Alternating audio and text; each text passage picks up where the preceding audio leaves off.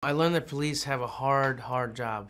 A lot of times, I guess you could say it's like a thankless job, like, when somebody comes back from war in any given country, you're always given a parade and, accolades or whatnot. And when a guy comes home from, trying to protect the neighborhood, you're like, eh.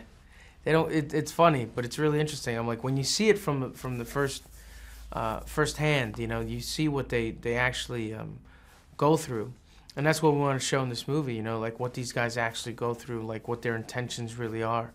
And also like the first hand, how it's shot, like first person, how you can really be into the movie.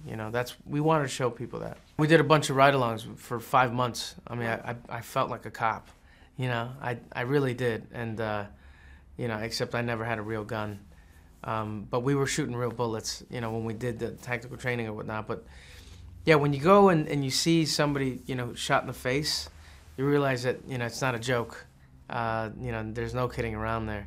And also, it's sad to see, like, when women are beat up and they don't want to press charges and, against their husbands for some reason.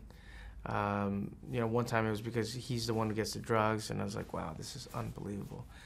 Kids, hurt or whatnot, like it's an eye-opener for sure. I remember there was a party, and even though I felt like a cop, I'm like, there was like 4 of us going into this this party, and there was like 100 gangsters, and about